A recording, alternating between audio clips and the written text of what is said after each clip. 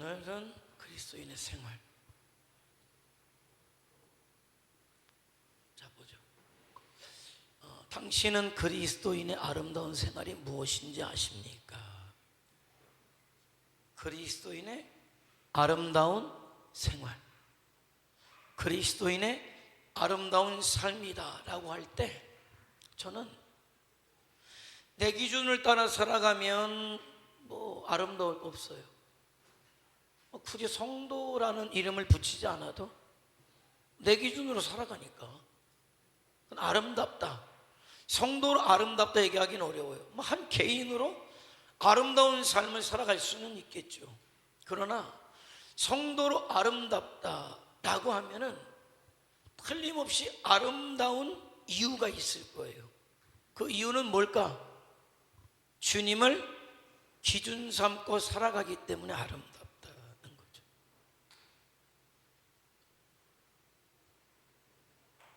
과정이지만은 우리가 육으로도 어떤 성장해 나가는 과정들이 있잖아요. 태어나고 어린아이의 시절을 거쳐서 청소년기를 거쳐서 이제 청년기로 장년기로 성장해 가요. 그럴 때 한 사람의 인생을 볼 때 참 저 사람의 인생이 아름답다 이렇게 이야기하는 거는 무엇인가 내가 그 사람의 인생을 보면서 매력을 느끼기 때문에, 많은 사람들에게 유익이 되기 때문에 아름답다라고 하죠. 그죠? 그런 거예요. 육으로도 그래요. 그런데 육적으로 아름다운 거는 사람들에게 아름답다 인정은 받을 수 있겠지만은 하나님하고는 무슨 상관이에요? 그건 없어요. 엄밀히 얘기하면 그거는 상관이 없죠. 석가모니의 삶이 아름답다라고 이야기할 수 있죠. 왜? 그는 세계가 인정하는 성인 중에 한 사람이니까. 그러나 그렇다고 해도 그는 하나님과는 상관없어요. 공자의 삶이 고결하다라고 이야기할 수는 있겠습니다만은, 그러나 그는 하나님과는 상관없죠. 그러니까 육적으로는 아름답다 표현할 수 있겠지만 영적으로는 아름답다 이야기하기는 어려워요. 그 기준이 세상적 윤리에 어떤 세상적 가치에 맞춘 아름다운 삶이었기 때문에. 그런데 성도의 삶은 그들의 삶과는 달리 아름답다라고 인정을 받을 수 있는 기준이 있는데, 그게 예수 그리스도를 기준 삼는, 다시 얘기하면 말씀을 기준 삼는 삶을 살아갈 때 하나님하고 관계가 생기고 연결이 되어지고 그 삶을 통해 하나님이 영광 받으시고 그 삶을 인정하시기 때문에 성도로서 아름답다. 그러니까 성도는 말이죠, 두 가지의 삶이 이어질 수 있어요. 세상적으로도 아름답고 영적으로도 아름다운 삶. 그것만큼 좋은 게 어디 있어요? 그런 사람이 세상에 영향력을 굉장히 많이 행사할 수 있어요. 세상적으로 아름답고 영적으로도 아름다운 삶. 그런데 불행하지만은 세상적으로는 아름다우나 성도임에도 성도로서는 아름답지 못한 삶을 살아가는 사람이 있어요. 그 사람의 믿음이 좀 무색하죠. 세상 사람과 별 크게 다름이 없잖아요. 별 다름이 없어요. 영향력 없는 사람. 그런데 세상적으로는 아름답지 않은데 영적으로는 아름답다. 이것도 조금 균형이 안 맞아. 그래, 너 잘났어가 되는 거죠. 그죠? 세상하고는 아무 상관없지만은 정말 교회 안에서 열심히 성도를 위해서, 교회를 위해서 열심히 하는데 세상하고는 무관하다. 그러면 세상 사람들이 그래, 너 잘났어. 그런 게 돼요. 그러니까 성도가 아름다운 삶을 살아가는데 사실은 세상에서도 하나님 앞에서도 아름다운 삶을 살아갈 수 있으려면, 그래서 그 사람이 어떤 기준이 말씀에 입각해야 된다는 거예요. 왜? 말씀은 세상의 모든 것들을 아우르기 때문에 그래요. 아우르기 때문에 그렇다. 분리된 게 아니에요. 그 내 생각이 아니라, 내 감정이 아니라, 내 뜻이 아니라 하나님의 말씀 앞에 내가 순종하고 순복해서 살아갈 때 나는 하나님 앞에서도 아름다운 삶을 살아가는 것이고, 세상에서도 아름다운 영향력을 행사하는 자로 서 있게 되는 거죠. 그러니까 우리가 살아가야 될 삶은 그거다. 자, 그러기 위해서 우리가 알아야 될 건 뭐냐? 자, 그래서 하얀 쪽에 성도가 예수 그리스도를 내 구원자로 주님으로 고백할 때, 영접할 때 성령이 내 안에 오신단 말이죠. 그리고 나서 성령이 오셔서 성령의 음성에 귀를 기울이고 순종하고 우리가 말씀의 기준을 두고 살아갈 때 내 삶에 맺혀지게 되는 열매들이 있단 말이에요. 그게 성령의 열매죠. 자, 하얀 부분 한번 읽어볼까요? 시작. 아니, 내가 성령의 열매를 얘기하고 하얀되면 하얀데 성령으로 거듭난, 시작.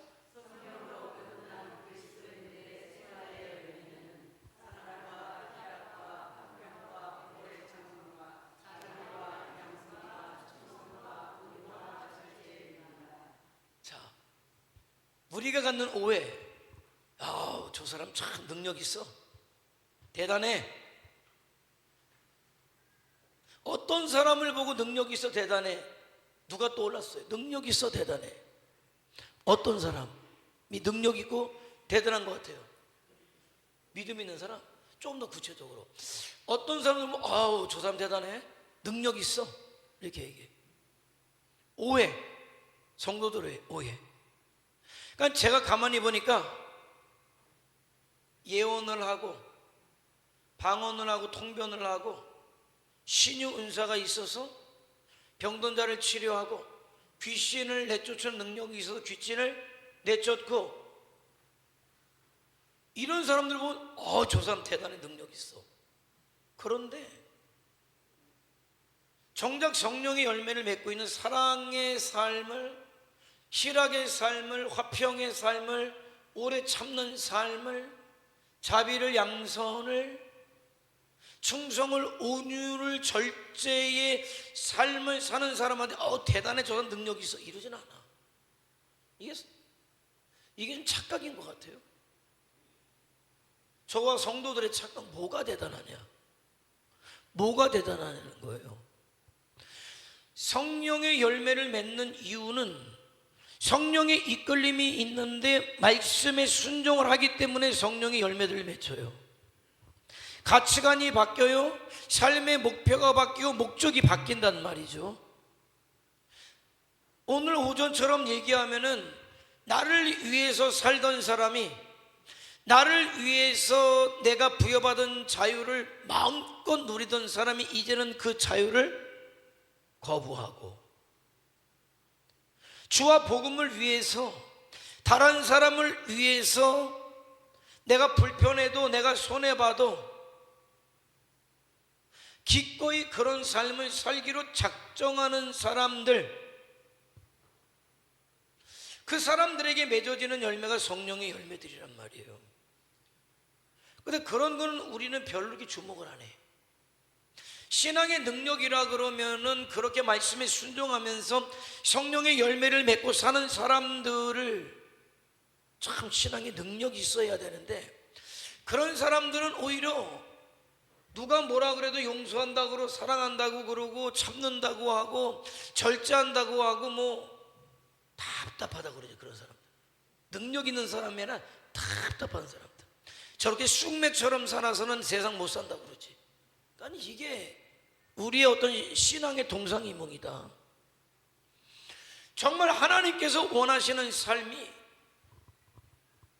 말씀드린 대로 방언을 하고 예언을 하고 통변하고 귀신을 몰아내고 병든 자를 고쳐서 능력은 행할 수 있을지 모르지만은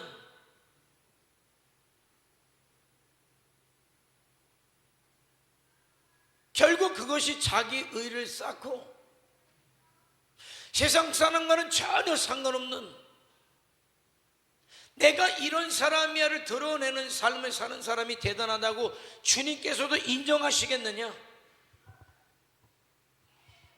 세상 사람들에게 그렇게 크게 주목받지 않아도 말씀을 순종하면서 내 삶이 어떻게 해서든지 하나님 앞에 영광이 되길 원하고 내 이웃들에게 조그만이라도 도움이 되길 원하는 삶을 살아가는 사람을 능력 있다고 말씀하시겠느냐는 거예요. 성경은 무엇을 이야기합니까? 그거예요.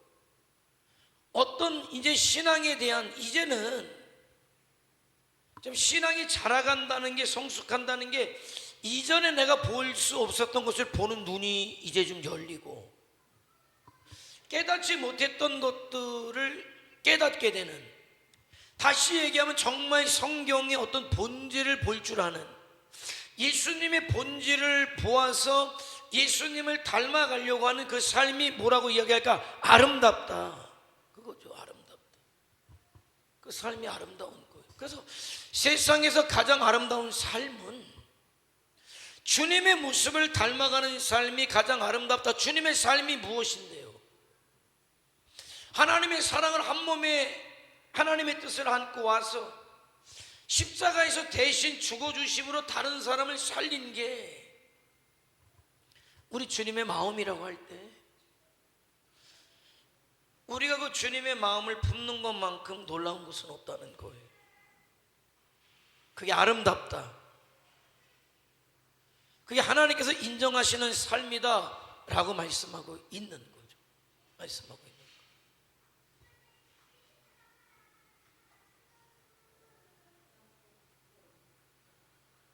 세상에서 가장 아름다운 삶, 성도로서 주님의 삶을 닮아가려고 애쓰는 것, 내 생각, 내 고집, 내 자랑 내려놓고,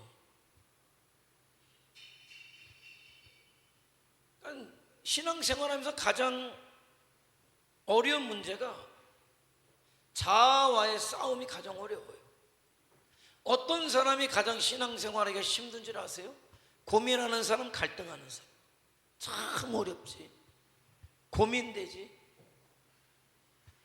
여러분, 어떤 사람이 물놀이 할 때 가장 재미없게 물놀이 하는 줄 아세요?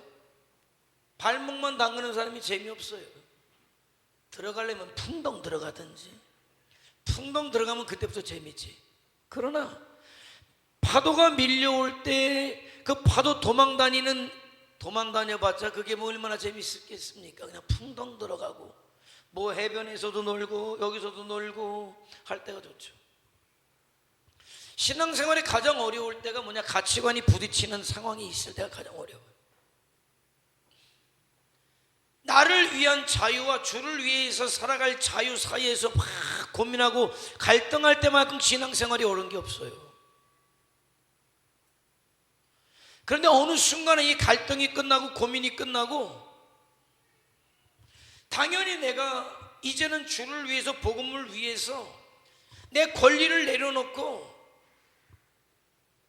내 자유를 내려놓고 이제는 기꺼이 주를 위해, 복음을 위해 살겠다라는 것이 어느 순간에 들어오면 그때만큼 신앙생활이 그때부터 재밌고 쉬워지는 거예요. 기쁨이 넘치는 거죠. 그래서 결국 저와 여러분은 아름다운 성도의 삶을 살기 위해서 어떻게 해야 되느냐? 자라가야 되는 거예요. 자라가야 되는 거예요. 언제까지나 어린 아이의 자리에 있어서는 안 된다. 자라가야 된다는 거예요. 그래서 자라감을 위해서 날마다 주님 앞에 오고, 그래서 아름다운 성도의 삶을 가능하게 하는 게 말씀이다. 말씀이다. 얘기하는 말씀이다. 말씀이다. 날마다 말씀을 상고해야 된다고 이야기합니다. 말씀이다라는 거죠. 자꾸 들어야 돼요. 듣는 거, 우리 속담에 그거 있죠. 서당계 3년이면 뭐를 퍼요? 풍어를. 어떻게 풍어를 퍼? 서당계가 3년인데 어떻게 풍어를 풀까요? 개가 밥만 먹으면은 애들 공부하는 그 밑에 늘어져 가지고 뭐 만들어요? 풍어를 읊는 것만 들으니까 서당계 3년으로 살았더니만 풍어를 읊는다는 게 그런 거예요. 나는 처음부터 여러분이 신앙적으로 다 성장한다라고 기대도 안 하지만 그럴 수도 없어요. 과정이라는 게 필요하단 말이에요. 과정. 그런데 하나님이 원하시는 아름다운 신앙생활을 하는 자리에까지 가기 위해서 어떻게 되냐? 자꾸 하나님의 말씀을 들어야 돼요. 정말 최대한 들어야 돼요. 제가 고등학교 2학년 이제 3학년 올라가기 전에 은혜를 체험한 게 아니라 은혜를 받는 애들을 보고 제가 이런 생각을 했어요. 나도 언제 저 아이들처럼 은혜 받을 수 있을까? 기도할 수 있을까? 어떻게 하지?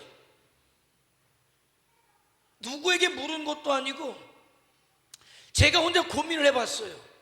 어떻게 하면 나도 저 아이들처럼 신앙생활을 잘할 수 있을까? 기도할 수 있을까?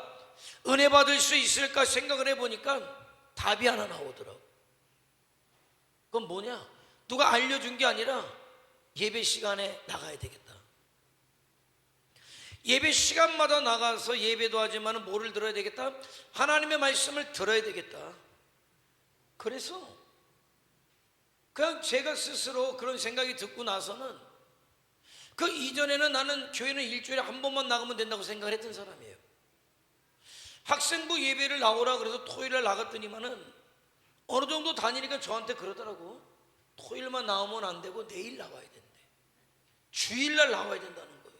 제 생각은 학생 때니까 아니 일주일에 한 번 나가면 되지 두 번씩 왜 와라 가라 해? 그건 아니지. 그래서 저는 안 갔죠. 왜? 그건 조금 지나치다 생각이 됐어요. 지나치다. 일주일에 한 번 정도면 됐지 교회도 안 다니던 사람이 뭔 그러면 얼마나 가라는 거야? 그건 아니? 한 번. 그런데 그렇게 시간이 가면서 어느 순간에 제가 들은 거예요. 그래서는 안 되겠다는 생각이 든 거예요. 무엇인가 정말 좀 알려면은, 그리고 수련회 가서 보니까 저렇게 은혜 받는 모습을 보니까, 신앙하는 모습을 보니까 어떻게 하면 나도 저렇게 할까? 그때 생각이 나더라고. 주일도 와야 된다는 거. 내가 주일도 가봐야 되겠다. 그래도 수요일도 있다고 그러더라고요. 수요일도 한번 나가봐야 되겠다. 그래, 금요일도 있다고 그러더라고. 그래, 그럼 금요일도 나가봐야 되겠다. 그래서 예배 시간에 공예배 시간이라고 되어 있는 예배 시간 다 나갔어요. 다 나가서 말씀을 듣기 시작했단 말이에요. 그런데 제가 여러분에게 말씀드리는 것 같이 콩나물에게 물을 주면 콩나물 물 다 빠져가지고 뭐 이게 자라겠나 싶지만은 어느새 콩에서 싹이 나고 자라서 있단 말이죠. 아니 뭐가 있어요? 물 주면 쭉 빠져버리는데. 그런데 쭉 빠져버리는 것 같지만은 쭉 빠진 게 아니라 그때 필요한 물, 그때 필요한 영양소를 다 먹었더라고. 그래서 자랐더라 이 말이죠. 내가 깨달았던 게 그거예요. 그렇듯이 말씀을 듣기 시작하니까 저도 모르는 사이에 믿음이 자라는 거예요. 믿음이 자라는데 말씀드린 것처럼 어느 순간에 뭐가 뭔지 몰랐던 말씀이 들려오고 깨달아지고 고개가 끄덕여려지는 것을 발견하게 되었단 말이죠. 그리고 나니까 말씀도 읽어봐야 되겠다. 학생부 예배 때 말씀도 암송하는데 말씀도 암송해야 되겠다. 그러면서 말씀도 읽고 암송도 하고, 성경 퀴즈 대회도 한다고 하니까 성경 퀴즈 대회 나가려고 성경도 공부하고, 목사님 말씀을 들으면서 점점 듣는 귀가 열리고 깨달아지고 내가 무엇을 위해 살아갈 것인가 된 가치들이 바뀌는 것을 내 스스로 발견하는 것을 보고 깜짝 놀랐어요.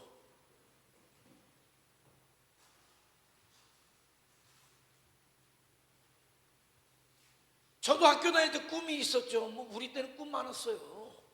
한 동네 대통령은 보통 한 5명, 장군 한 12명씩 하다못해 그냥 버스 운전사까지 하려는 애들이 줄을 섰었어요. 옛날에는 아주 꿈이 넘쳐났어. 옛날에 아주 꿈이 넘쳐났어. 요즘은 꿈이 없더라고. 뭐하냐니까 꿈이 없어.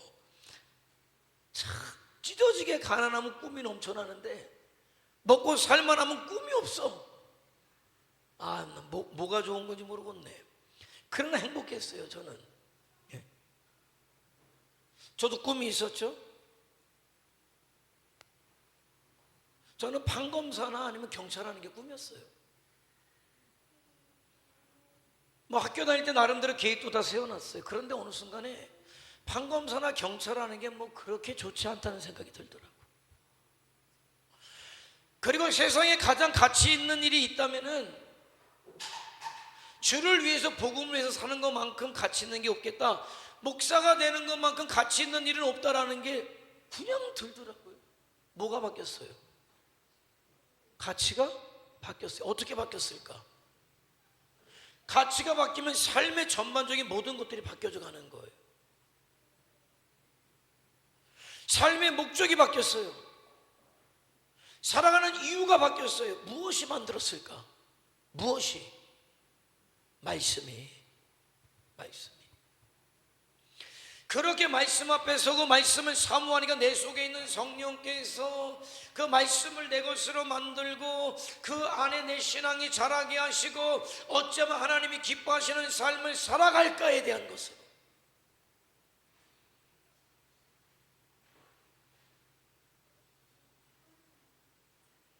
그러니까 세상에서 내가 아무리 성공해도 뭐 우리 부모님이 뭐 좋아할지 모르지만은 뭐 그게 뭐 하나님과 무슨 상관입니까? 그런데 어떻게 해서든지 하나님 앞에 영광이 되는 삶을 내가 살아야 되겠다. 그게 목사가 됐던 뭐 일반 직장인이 됐든 군인이 됐든 상관없어요. 어떻게 해서든지 내가 존재하는 게 하나님의 살아계심이 나로 인하여 드러나고. 어떤 분이 그러더라고. 하는데 뭐 성도가 어떤 분이 나와서 새벽에 나와서 목사님한테 목사님 미안해요. 내가 나오는 바람에 목사님 쉬시지도 못하고 내가 안 나오면 될 걸 갖다가 내가 시간 되면 나가서 알아서 기도할 테니까 목사님 좀 쉬시고 목사님도 언제든지 기도하세요. 그랬다고 그래요. 근데 저는 알아요. 성도가 한 명 있는 것과 없는 것의 차이를 알아요. 성도가 한 명이 있으면은요 예배 분위기가 달라지고 메시지가 달라져요. 그게 얼마나 귀한데? 그게 얼마나 귀한 일인 줄 알아요.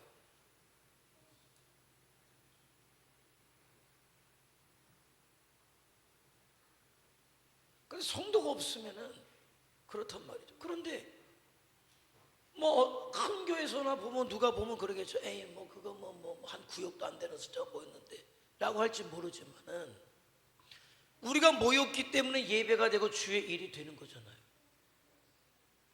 여러분이 지금 그곳에 여러분의 삶을 지금 드리고 있는 거잖아요. 지금도 여러분이 말씀을 듣고 있습니다만은 이 말씀이 여러분에게 얼마나 기억될지 모르지만은 쑥 빠져나간 것 같지만은 아니요. 이미 여러분은 그 말씀을 듣고 일로 흘러갈지 모르지만 흘러가면서 이미 여러분에게 흡수될 말씀은 흡수되고 있단 말이에요. 그게 서서히 여러분의 가치를 바꾸고 삶을 바꾸고 간단 말이에요. 저는 자신 있게 말씀드리는 게 내가 그랬으니까.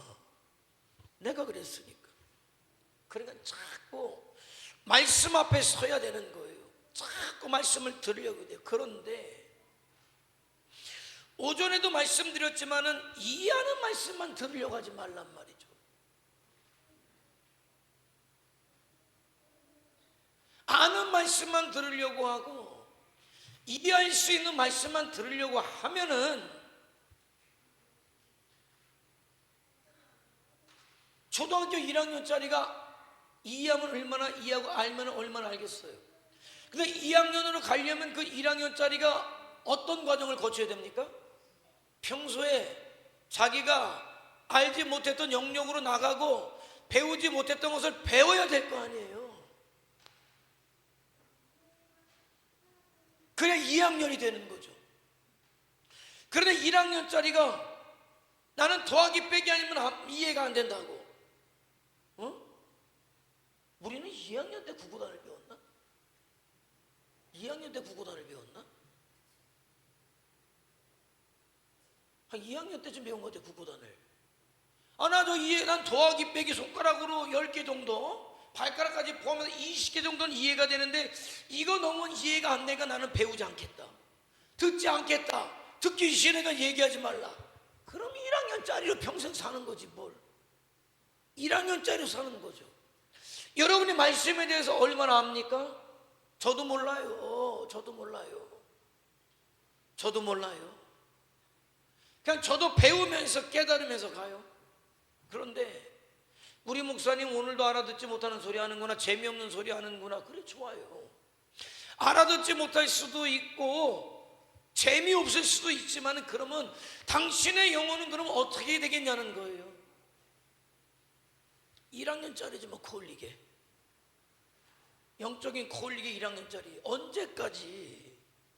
진짜 1학년짜리가 코올리면 코 닦아주고 싶어요. 이뻐가지고. 근데 30살짜리가 코올리고 있으면 만지기도 싫어. 더러워. 더럽게 여겨져요. 그런 거지. 그러니까 여러분, 아니 주를 위해서 나를 내려놓고 내 권리를 내려놓고 내 것을 포기하고 주를 위해, 이웃을 위해 사는 것을 선택하기까지 하는데 내 영혼을 위해서 왜 못 듣습니까? 도대체 뭐가 어렵습니까? 괜찮아요. 이해 못해도 괜찮아. 들어.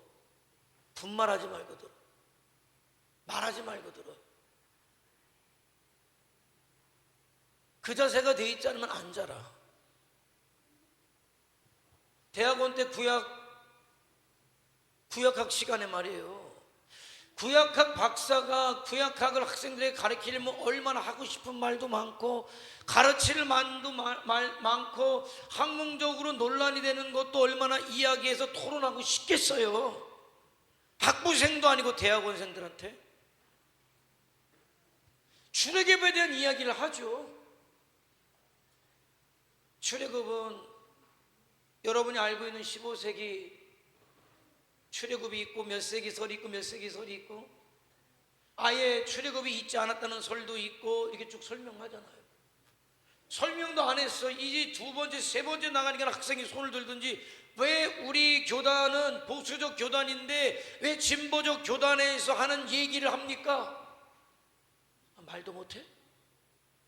그걸 믿으라고 한 것도 아닌데 니네는 학생이니까 보수적인 교단에서 이렇게까지 얘기하고 출애굽은 없다까지 얘기하는데 니네들은 어떻게 생각하느냐 하고선 보수적인 학교에서 보수적 교육을 받고 박사학위를 받은 분이 이제 비로소 자기 얘기를 하겠죠. 그렇게 얘기하니까는 그래요? 그러면 뭐 그렇게 생각하세요. 15세기입니다. 그러고 다음으로 넘어가는 거죠. 여러분, 그게 학생의 자세입니까? 목사가 설교를 할 때 말이죠, 여러분이 이해가 안 될 수도 있어요. 받아들여지지 않을 수도 있어요. 그렇다고 벌떡 일어나서 말도 되지 않는 소리 하지 마십시오 라고 할 때 얼마나 제가 이해하고 얼마나 제가 깨달은 것 이상 깨달았길래 그렇게 하는지 여기 세워서 설교를 한번 시켜야 돼요. 그거만큼 어리석은 게 어디 있어요? 알아봐야 얼마나 합니까? 나는 이 사람이 예를 들어서 우주 박사다. 나는 우주에 대한 얘기를 할 때 나는 토를 안 달아요. 묻기만 하지. 왜? 모르니까. 밥만 먹으면 그것만 공부하는 우주학 박사한테 내가 아이고 그 말도 하지 말라, 그 말 같은 소리라고. 그게 내가 얘기한들 이게 뭐 말이 됩니까? 그게 마찬가지예요. 말씀을 하나 준비해서 여러분에게 전하기 위해서 얼마나 많은 생각과 얼마나 많은 깨달음을 위해서 기도하겠어요. 그런데 앉아서 당장 그것이 내가 그거는 나는 내가 이해되는 선 이상으로 자라가지 않겠습니다 밖에 안 돼요. 자꾸 들어요. 그렇다고 뭐 우리 성도들이 뭐 그렇게 뭐 손가락질하고 따진다는 얘기는 아니에요. 그렇다는 얘기예요. 자꾸 들어야, 모르는 소리를 들어야, 이해되지 않는 소리를 자꾸 들어봐야 나중에 그게 그 얘기, 그게 그 얘기. 나는 지금도 나 어렸을 때 학생 때 이해 안 된 거, 우리 고향교회 사모님이 이런 얘기를 해요. 아우야, 쓸데없는 우편물이 이렇게 많이 오냐. 맨날 그래. 내가 이렇게 갖다 드리면은 요즘 지혜가 갖다 주지만은 내가 이렇게 갖다 드리면 뭐 이렇게 쓸데없는 우편물이 많이 오냐. 내가 봐서 쓸데없는 우편물이 없는 것 같아요. 어느 신문 뭐 어느 신문 무슨 신문 이런단 말이에요. 내가 이제 알아. 뭐 쓸데없는 게 이렇게 많이 오는지 몰라. 뜯어보지도 않고 버리는 게 얼마나 많은지 아세요? 하다못해 우편물이 쓸데없다는 소리도 이제 깨닫는 판인데, 하나님의 말씀이 어느 순간에 이게 그 말씀이구나. 그래서 여러분에게 뭐 손가락질하거나 책망하지 않아요. 그런데 듣는 기회를 가져라는 거예요. 들으라는 거예요. 들어두라는 거예요. 그리고 기도하면 성령께서 깨닫게 해주셔요. 그래서 아름다운 성도의 삶은 말씀과 무엇으로 나옵니까? 기도로 나와요. 기도의 힘이 놀라운 거는요, 깨달아지게 해요. 그러니까 여러분, 2025년도 나는 여러분에게 말씀과 기도와 성령으로 여러분이 축복되고 승리되기를 원합니다가, 어떤 사람에게는 세상에 둘도 없는 축복의 말씀이지만은 어떤 사람에게는 들으나 마나한 소리예요. 저는 알아요. 그러나 그럼에도 이야기하는 이유는 그게 어떤 사람에게 둘도 없는 축복이 되기 때문에 말씀드리는 거예요. 둘도 없는 축복이 되기 때문에 말씀드리는 거예요. 원리가 그렇기 때문에 그래요. 내가 말씀을 사모해요. 말씀을 들어요. 그 순간에 깨닫기도 하고 못 깨닫기도 해요. 그러나 기도할 때 성령께서 말씀에 대해 알려주셔요. 깨닫게 해주셔요. 그리고 내가 어떻게 살아갈 것인가에 대한 삶의 방향성을 잡아주셔요. 그래서 그 말씀에 내가 순종하며 살아갈 때 하나님께서 함께 하시죠. 우리 주님이 함께 하시죠. 그럼 뭐라고 말씀하십니까? 그래, 아름답다. 네 삶이 아름답구나. 그게 아름다움이에요. 그래서 그냥 뭐 세상 기분 좋게 신앙생활 하는 단계가 있어요. 다 좋아. 그냥 이것도 좋고 저것도 좋고 다 좋아요. 근데 어느 순간에 고민하고 갈등해. 왜? 그 부정적인 거 아니에요. 왜? 부딪힌다는 거는 말씀이 들어온 거야. 그죠? 말씀이 들어온 거예요. 말씀이 들어왔으니까 고민도 되고 갈등도 되고 그렇게 되는 거죠. 그런데 여기에만 있으면 안 돼. 여기만 있으면 뭐가 될까? 긍정적이지만 여기만 있으면 긍정적이잖아. 앞으로 나아간다면 긍정적이지만 나가지 못하면 긍정적이지 않는 거예요. 그러니까 신앙생활도 아닌 게 신앙생활인 것 같기도 하고 아닌 것 같기도 하고, 이것도 아니고 저것도 아니고, 뒤죽박죽인 것 같기도 하고 밥인 것 같기도 하고 죽인 것 같기도 하고 물인 것 같기도 하고 술인 것 같기도 하고. 그런데 안타깝지만 대다수의 성도들이 여기서 못 벗어난다는 거지. 여기서 못 벗어나요. 그리고 죽어요. 에휴, 그리고 주님께서 그러시겠죠. 애쓰다 왔다 그래. 애쓰다 왔어. 지옥은 안 보내실 거예요. 애쓰다 왔다, 그냥 애쓰다 왔어. 그런데 비로소 여기를 넘어서는 자리까지를 여러분에게 말씀드리는 거예요. 고민하지 않고 당연히 주와 복음을 위해 선택할 수 있는 자리, 그게 아름답다. 기꺼이 주와 복음과 내 지체들과 이웃을 위해서 내가 내 것을 내려놓을 수 있고, 내 권리를 포기할 수 있고, 내가 좋아하는 어떤 나만의 것을 포기할 수 있는. 저도요, 남에게 침해받는 거 굉장히 싫어하는 사람이에요. 이래라 저래라 그러는 거 굉장히 싫어하죠. 난 나만의 스타일이 있었어요. 우리 학교 다닐 때만 해도 1년에 한 번씩 기숙사 오픈하우스 하잖아요. 그러면 이제 많은 사람들이 이렇게 와서 방문하고 구경하고 하잖아요. 그러면은 좋기도 하고 나쁘기도 한 거, 제 옷을 보면은요, 저기 그 다음부터는 가까이 있었던 여자애들이 멀리 가더라고. 저는 옷을 그냥 막 입지 않았었어요. 다 그때도 다 데리고 정확하게 맞추고 그렇게 해놨죠. 그러니까 제 옷장을 보면 다들 에이씨. 그런데 그것도 아무것도 아니고 또 나만이 좋아하는 것들이 있었죠. 허다못해 어렸을 때 있잖아요. 옛날에 집에 가면 아버지들 따로 있는 게 있었어요. 옛날 집에 아버지. 좀 뼈대 있는 집안을 좀 물어봐야 되는데 뼈대 없는 집안은 없었을 것 같고, 우리 집에 좀 나름 뼈대 있었다 한번 손 한번 들어보세요. 우리 집에 나름, 제가 알려줄게요. 제가 뼈대가 있었는지 없었는지 좀 알려드릴게요. 우리 집에 나름 뼈대 있었다. 나름 뼈대 있는 집안에 가면은 아버지들 뭐가 따로 있냐면 아버지 밥그릇, 국그릇, 아버지 숟갈 젓갈은 따로 있어요. 절대 안 건드려. 이거 절대 안 건드려. 절대 안 건드려요. 신은주 권사님네는 아버지 밥그릇, 국그릇, 숟갈 젓갈 따로 있었어요? 이거 뼈대 있네. 좀 나름 뼈대 있네. 당당하게 그렇다는데. 광덕이 집사님이 있었어? 뼈대는 좀 없는 거야. 뼈대는 좀 없는 거야. 그런 얘기는 하지 마. 뼈대는 좀 없다. 이렇게 하고. 임미당 권사님네는 기억이 안 나죠? 거기도 뼈대는 별로 없는 거야. 이제 뼈대는 별로 없는 거고. 그래요.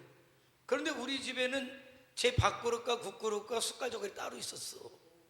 그거 건드리면 밥상이 엎어지는 날이죠. 이제 그래서 우리 집이 넓어가지고요, 이제 얘네 산동네잖아. 화장품 아줌마 있잖아요. 우리 집은 아모레 아줌마야. 아모레 아줌마가 화장품을 우리 집에다 싸놔요. 그리고 가방만 들고 윗동네는 다녀야 되잖아요. 그러고 나서 우리 집에다 올 때는 이아가 같은 거 조그만 걸로 갖고 와서 이렇게 싸놓고 요만한 그 아모레 가방 이렇게 들고 동네는 이렇게 다니는 거예요. 그 아줌마가 와서 이제 밥 먹으라 그랬다가 내 숟가락을 먹었다가 난리가 났었어. 그게 그 인연이 얼마나 깊은지 저 결혼할 때도 왔다 갔다 하고 돌아가실 때까지 왔다 갔다 하고 그랬어요. 그랬죠. 그런데 그게 복음 안에 있어 보면은 바보였구나 내가. 아무것도 아니에요. 사도 바울이 한 얘기 그거예요. 아무 형식도 내가 추구하던 어떤 것도 아무것도 아니다. 주를 위해 복음을 위해 기꺼이 내려놓겠다는 거예요. 기꺼이 내려놓겠다는 거예요. 근데 그런 변화가 어디서 옵니까? 말씀에서 오는 거예요. 그러니까 세상적으로 이래야 된다. 아니에요. 그것도 다 내려놓겠다. 그래서 늘 얘기하잖아요. 어떤 인간적 어떤 도리와 하나님의 어떤 말씀과 사이에서 많이 고민하지만은, 미안하지만은 그래도 하나님 앞에 서는 게 맞으니까 이제 고민 안 해요. 미안한 마음은 있어요. 어제도 지방의 목사님 지금은 뭐 그래도 지방이랑 같이 사역하고 있죠. 뭐 지금 교회는 떠났지만은 자녀 결혼한다고 했는데 멀리서 못 갔죠. 안 갔다는 표현보다는 못 갔다는 게 맞아요. 왜? 말씀드리지만 정말 성도의 일, 특별한 일 아니면은 영동권을 벗어나는 건 많이 고민해요. 많이 고민해요. 그런데 그렇게 갔다 올 만큼, 그래서 주일날 내가 이 자리에 서야 되는데 이 자리에 주님 앞에서도 아니고 성도들 앞에서 아니라는 건 내가 늘 하기 때문에 인간적으로는 미안해요. 물론 뭐 축의금은 보내지만은 그래도 죄송합니다, 미안합니다 그랬더니만은 지방에도 그분이 올렸는데 그 누구도 뭐 그냥 바쁘기도 하니까 뭐 별 글은 없더라고. 그래서 그냥 미안하다고 했는데 그냥 제가 개인 톡으로 했는데 이렇게 이거 하나 했더라고. 글은 없고 별로 마음에 안 든다는 거지. 그냥 돈은 보냈고 왔어야 돼 안 왔으니까 이거지만은 이게 아니라 이거 같아. 이거야. 그래도 할 수 없어요. 할 수 없죠. 어떻게. 그러니까 기준이 있어요. 성도의 일은 어쩔 수 없잖아요. 그럼 주님께서 맡겨주신 일이니까. 성도의 일. 그리고 정말 어쩔 수 없는 몇 경우 외에는 영동을 떠나지 않으려고 예배 있는 전날은 안 떠나는 거죠. 강릉이나 뭐 이런 데 괜찮아. 거기까지는 내가 이미 정해놨어요. 그러나 성도의 일이 아닌 이상 예배 전날 가는 것은 아니지. 미안한 마음에서 안 미안하다는 게 아니야. 미안하지만 그러나 내가 갈 수 있는 자유가 있지만 이 자유는 포기하고 안 가는 자유를 선택하겠다. 주님의 기쁨 되기 위해서. 여러분, 성도가 아름답다 할 때 성도가 세상 사람 마음의 기쁨이 돼서 아름다워요? 하나님 앞에 기쁨이 돼서 아름다워요? 물론 양쪽이 다 맞는 것만큼 좋은 게 어디 있어. 그러나 때로 이게 안 맞을 때가 있을 때 기꺼이 세상 어떤 도리에는 미안한 마음을 갖고 그래 하나님 앞에 서는 게 성도의 아름다운 삶이다 라는 거예요. 그래서 그 힘을 얻기 위해서 어떻게 하냐? 기도하는 거죠. 그 힘은 말이에요, 내가 막 고민하고 갈등하는 거 말씀이 들어왔어요. 말씀이 들어왔으면 이제 어떻게 해야 돼요? 말씀이 이기도록 해야 되잖아요. 말씀이 이기도록 하기 위해서 힘을 주는 게 뭡니까? 기도예요. 기도. 고민하고 갈등할 때 이 고민과 갈등하는 것 가운데 말씀이 이기게 하는 게 기도야. 기도가 뒷받침이 안 되면 말씀이 져요. 말씀이 진단 말이에요. 그래서 성도의 삶은 말씀과 기도가 뒷받침돼야 되는 거예요. 그리고 성령의 이끌림을 받는 거죠. 성령의 이끌림을 받는 거예요. 자, 개인적인 삶은 그래요. 자, 모든 게 그리스도 안에 있을 때 새로운 피조물이라는 것은 거기 있어요. 그리스도 안에 있으면 새로운 피조물이라. 이게 언제 하는 고백 같아요? 언제 하는 고백 같아요? 신앙의 초기에 우리가 생각할 때는 이제 새롭게 시작하니까 이제 신앙의 출발점에서 달려나가니까 이제 누구든지 그리스도의 새로운 피조물이라. 자, 이전 것은 지나가서 보라 새 것이 되었다 하고 달려간다고 생각하겠지만 여기서 하는 게 아니라 여기서 하는 거예요. 여기서 다 깨닫고 보니까, 그죠? 못 깨달아요. 이제 새로운 피조물이라는 것은 그래서 내 신앙의 고민과 갈등과 모든 가치들을 내려놓고 이제 말씀에 순종하는 이 자리. 만약에 그게 신앙 초기면 뭐 고린도후서 아니라 고린도전서에 나와야지 뭐. 고린도전서에, 그죠? 고린도전서에 나와야 돼요. 그리고 사도 바울의 신앙이 초기에 나와야 돼요. 사도 바울의 신앙이 성숙된 자리에서 나오는 고백이거든요. 누구든지 그리스도 안에 있으면, 누구든지 그리스도 안에 있게 하는 게 뭡니까? 말씀이고 기도다. 그것을 통해 내 가치가 바뀌고 삶의 이유와 목적이 바뀌는 거죠. 그렇게 돼요. 그래서 사랑과 희락과 화평과 오래 참음, 자비와 양성과 충성과 온유와 절제의 열매들이 맺어질 때 하나님의 기쁨이 되고 그런 사람의 가정생활이, 그죠? 하나님께서 세워주신 유일한 두 개의 기관은 교회와 가정이다. 하나님이 보시는 거는 교회를 소중히 여기는 것만큼 가정을 소중히 여기는 거죠. 그래서 성도의 가정은 행복해야 되고 성도의 가정은 화목해야 돼. 그런데 성도의 가정이 화목하지 않고 성도의 가정이 행복하지 않는 이유는 이 단계가 없기 때문에 그래요. 없기 때문에. 말씀과 기도를 통해서 성령을 통해서 다듬어지지 않았고 가치가 바뀌어지지 않은 상태로 그 가정생활 하기 때문에 뭐 믿으나 마나 뭐 그게 믿기 전이나 믿었을 때나 별반 다를 것이 없는 거죠. 그러나 하나님께서 역사하실 여지가 없는 거예요. 먼저 부모가, 엄마가, 아버지가 그렇게 예수의 사람으로 바뀌어져서 그런 마음을 가지고 가정 안에서 자녀들이 양육되고 자녀들이 자라가야 된단 말이죠. 그럴 때 그 가정이 하나님의 기쁨이 되는 거예요. 아름다운 가정이 되는 거예요. 그래서 성도는 개인이 아름다워지고 가정이 아름다워지고 교회가 아름다워질 때 역사가 일어나는 거죠. 역사가 일어나는 거예요. 신앙은 무던히 내려놓기. 그래서 그 내려놓음이라는 게 얼마나 중요한지 하버드 박사였던 이용규라는 선교사님이 쓴 책이 내려놓음이에요. 하버드 대학 박사 학위를 받은 사람이면 전 세계 어느 대학을 못 가겠어요. 그런데 주님을 만나고 그 자기의 인간적인 꿈을 내려놓고 선교사로 몽골로 가게 되잖아요. 그리고 그분이 낸 책이 내려놓음이에요. 내려놓음. 그러니까 성도가 성도답기 위해서는 내려놓음이 전제돼요. 어떤 것이 내려집니까? 내 육신적 자아가, 내 욕망이, 내 성격이, 감정이, 내 생각, 내 뜻이 내려놓음이 신앙이에요. 이게 내려지지 않으면 안 돼요. 근데 그 내려놓음이 어떻게 가능합니까? 주와 복음과 다른 사람들 위해서 내려놓음이 되면 그 삶은 성숙의 자리에 들어간 거예요.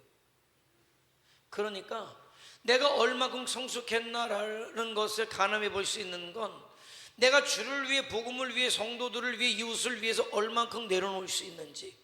그 내려놓는다는 건 내 육신적 모든 것들이에요.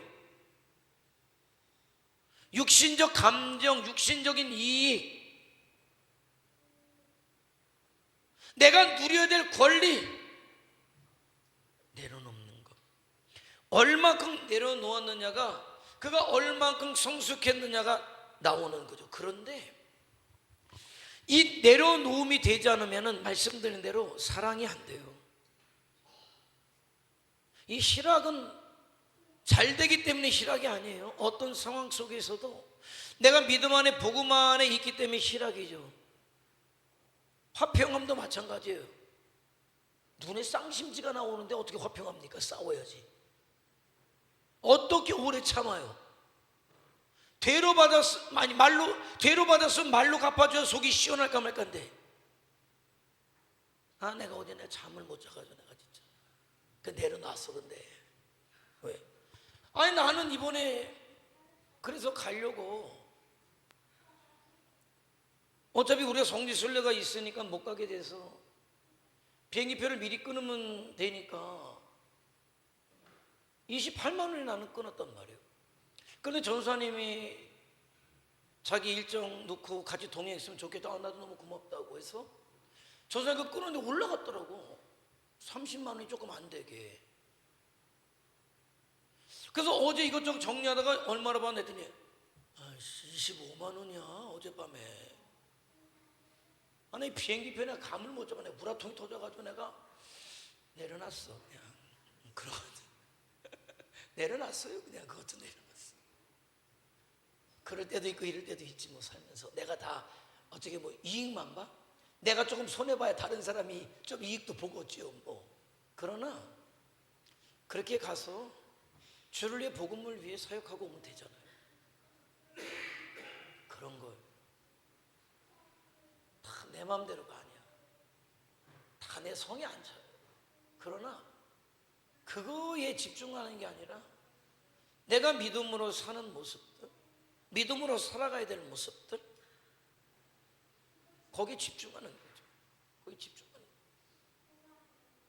그럴 때 내려놓는 만큼 아름답다. 분명해. 내 육신적인 생각들, 욕망들, 내 자아들, 내 권리를 내려놓는 만큼 주님 앞에 아름답다. 그럴 때 성령의 열매가 맺혀지는 걸 알게 될 거예요. 내려놓지 못하는 만큼 열매는 맺혀지지 않아요. 오래 참지 못하는데, 자비하지 못하는데, 선하지 않은데, 충성하지 않는데, 온유하지 않는데, 절제되지 않는데, 내려놓지 않는 만큼 성령의 열매랑 상관이 없어요. 그런데 놀라운 거는 내려놓는 만큼 열매가 맺어지는 거야. 내려놓는 만큼 열매가 맺어지는 거야. 놀라운 거는 내려놓는 만큼 열매가 맺어진다는 걸 알기 때문에 안 내려놓을 수가 없는 거예요. 또 왜? 주님이 기뻐하신다는 걸 알기 때문에 내려놓고 내려놓으니까 열매가 더 맺혀지니까 그 삶이 어떻다? 아름답다. 가정에서도 마찬가지예요. 가정에서.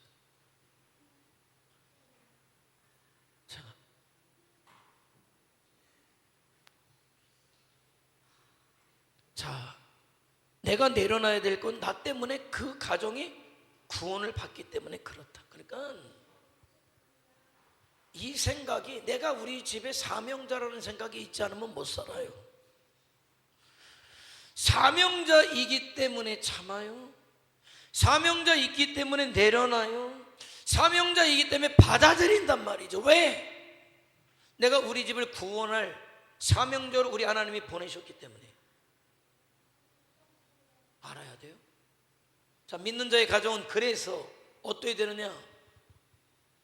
주의 말씀으로 자녀를 훈계하고 양육합니다.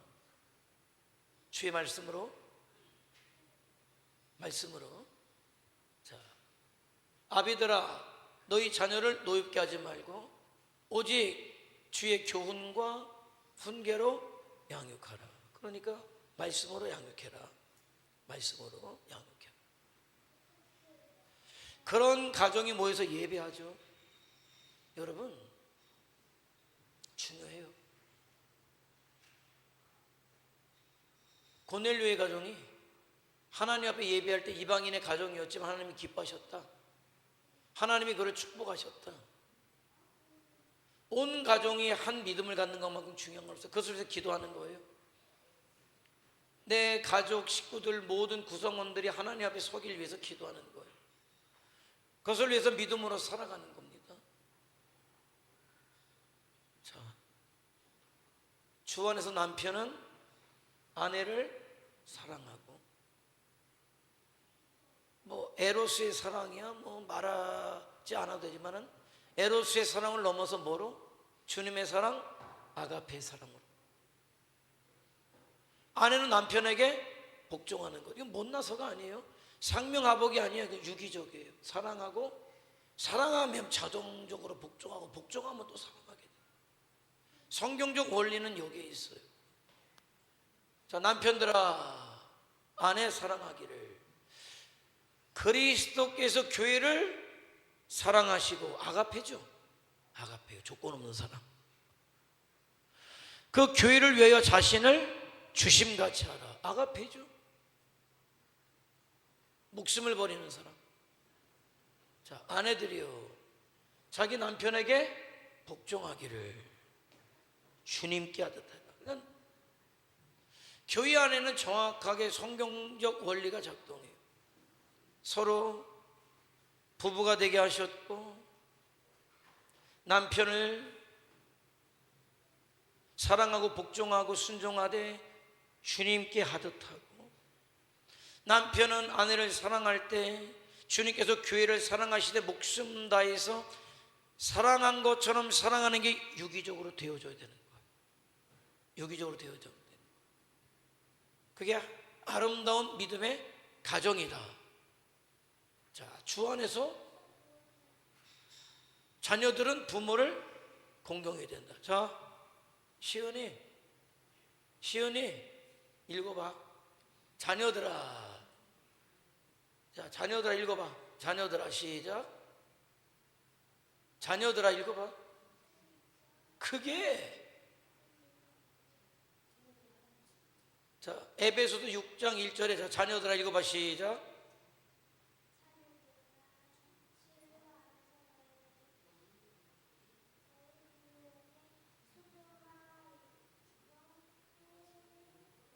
어른이라. 자녀들은 부모에게 순종하고. 그러니까 부모의 어떤 말이 성경적 원리에 입각한 가치를 가진 부모의 말이 자녀에게 들려졌을 때 자녀들은 부모의 말에 순종할 수 있어야 되는 거예요. 순종 잘해. 시은이는 수아는 그럴 얘기할까 봐 저로 갔어. 내가 얘기하려고 그랬더니 잘할 거예요. 자, 보여줘요. 봐봐요. 그대로 나오지. 남편이 아내를 그리스도께서 교회를 사랑하시는 것처럼 사랑하는 모습이 보여줘요. 아내는 주님께 하듯 순종하고 복종하는 모습을 가져요. 그러면 이것이 자녀들에게 그대로 가요. 그래서 이 아름다운 영적 선순환의 축복이 자녀들에게 가죠. 그 말씀으로 훈계하고 양육해요. 사랑으로. 그것을 받은 자녀들은 자연스럽게 부모에게 순종하는 자리에 서게 되는 거죠. 그런 가정이 믿음의 가정이고 행복한 가정이고 하나님께서 축복하시는 가정이다. 이게 안 되니까, 자, 우리 속담에 또 윗물이 맑아야 아랫물이 맑아요. 영적인 선순환이 부모들에게서 되어질 때 봐요. 내려와서 자녀들에게 이루어지는 영적인 선순환은 부모의 말씀을 듣고 순종하는 거. 안 막히죠. 이게 안 돼. 애초에 이게 안 되면은 자녀들과의 관계도 어려워진 거예요. 가장 중요한 것들은 부부와의 관계에서 영적인 순환이, 아름다운 사랑과 복종과 순종의 순환이 잘 되고 그것이 자연스럽게 자녀들에게 이루어질 때 자녀를 향한 어떤 훈계와 사랑과 순종이 자연스럽게 이루어지는 거죠. 그게 믿음의 가정입니다. 그래서 내 가정은, 그래서 여러분, 부모들이 허심 쓰는 게 뭐냐? 내 자식들에게 내가 재산을 몇 억을 남겨주면 내 자식들이 행복할 거야. 이거만큼 그냥 반이 그게 집사인지 그게 뭔지 권사인지 장로인지 그러면 끝난 거야. 그거는 돈이 내 자식들을 행복하게 해준다면요, 재벌집 자식들을 보면 알아요. 왜 보면서도 몰라. 끝까지 내가 살아있는 동안에 뭡니까? 내 자식들이 잘 사는 길은 믿음 안에서 가정을 이루는 것이고 성경적 원리에 의해서 가정이 되어진다는 것을 알아서 기도하란 말이에요. 여러분이 여러분 마음대로 하면은 뭐 벌써 하겠지만은 마음대로 되지 않겠지. 안 돼요. 그러니까 기도하라는 거예요. 자, 결국 그러면 본이 되겠죠. 본이 되죠. 그게 하나님의 뜻이에요. 본이 되겠죠. 자, 여기까지 하죠. 여기까지. 자, 성도의 아름다운 삶. 내 마음대로 사는데 성도의 삶이 아름다울 수는 없겠죠. 성도로서 아름다운 삶을 살기 위해서는 성경적 가치, 하나님의 말씀을 따라 살아야 되겠죠. 그러니까 많이 들어라는, 그냥 하나님 말씀을 아멘하고 듣고 순종하려고 했어. 기도할 때 성령께서 그 말씀을 내 말씀으로 깨닫게 해주시죠. 그러면 고민과 갈등을 넘어서서 기꺼이 나를 내려놓고 주를 위해, 복음을 위해, 또 내 이웃들과 성도들과 자녀들을 위해 살 자유를 선택하게 하신단 말이죠. 그런 사람들이 모인 가정이 아름다운 가정일 뿐 아니라 그런 사람들이 모인 교회를 하나님은 쓰신다는 거예요. 완벽하지 못해요. 그래서 또 기도해요.